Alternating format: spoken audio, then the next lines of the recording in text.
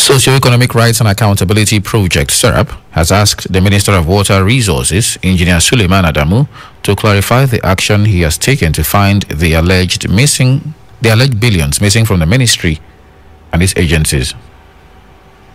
SERAP seeks probe of missing billions in water ministry and agencies. PDP charges Bawa to restore professionalism in EFCC. Ondo nurses commence warning strike today over payment of half salary.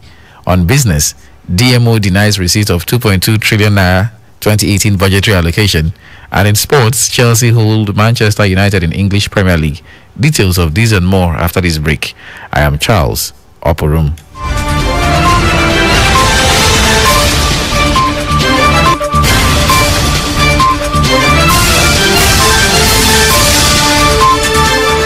Now the news in detail.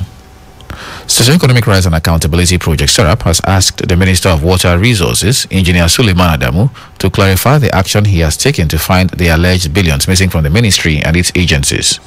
SERAP said if there is relevant admissible evidence of corruption and mismanagement, he should refer the allegations to appropriate anti-corruption agencies for investigation and prosecution.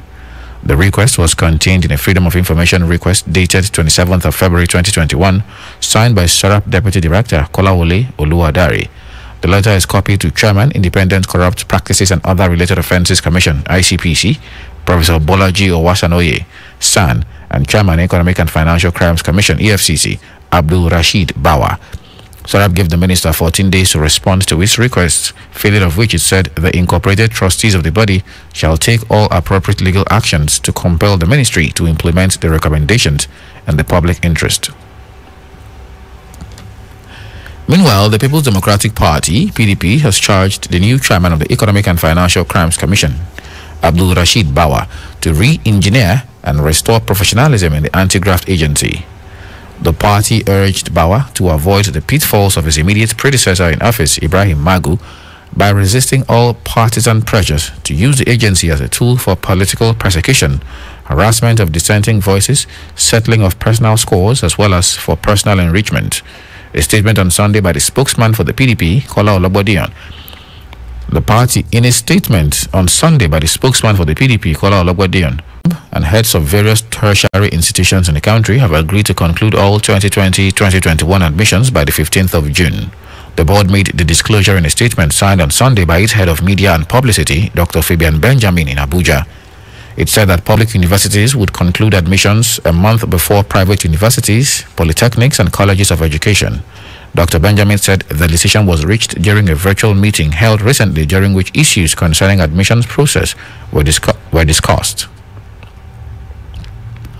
Coming up in a moment on our business news, Debt Management Office denies receipt of 2.2 trillion naira 2018 budgetary allocation. Details of this in a moment after this break. Stay with us, please. 1,000, 2,000, 3,000, 1 million, 2 million, 3 million, 600 billion, and the last kobo. Oh yes, we follow the money. It's all about the business and the business of business, the gains and the losses, the bulls and bears, the rise and falls, the risk and the satisfaction of seeing the last kobo rise to millions.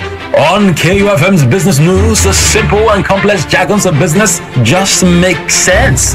Get the trending news on the morning market, forecast, investment opportunities, policy changes, and other breakout information on the ever-busy world of business. KU Business News, Monday to Friday on our news dawn, 6:30 to 7 a.m.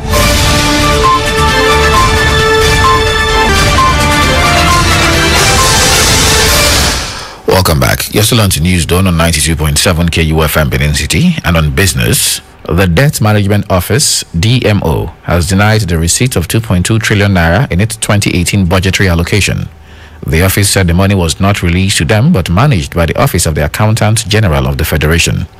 DMO's Director of Finance and Accounts, Feyi Olumide Akinyemi, gave the testimony at the ongoing investigative hearings into financial activities of ministries, departments, and agencies by the House of Representatives Public Accounts Committee, occasioned by audit query from the Office of the Auditor General of the Federation. The agency said although the figure was appropriated to them, they were only accountable for the sum of 721,251,798 naira allocated to them. Olumide Akinyemi said it was the Accountant General that was responsible for the fund, adding that they had made a case that the money be separated. She, however, added that the funds must have featured on their account due to a projection of cost the office made. And that's it on business. Over now to sports, where Chelsea have held Manchester United in an English Premier League fixture. More to come in our sports bulletin shortly.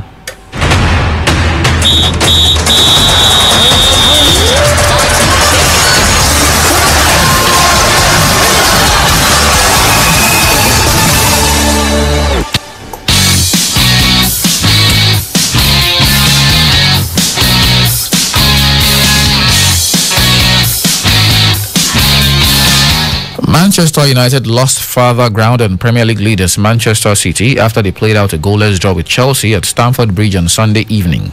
The Red Devils thought they were about to be offered a chance to make a breakthrough in the first half, but the penalty appeal for handball against Callum Hudson-Odoi was dismissed by referee Stuart Atwell after he was instructed to consult a pitchside monitor by the video assistant referee. The Blues had chances, but United goalkeeper David De Gea made a fine second-half save from Hakim Ziyech, while Edward Mendy saved well from Scott McTominay and also punched away a late effort from Bruno Fernandes.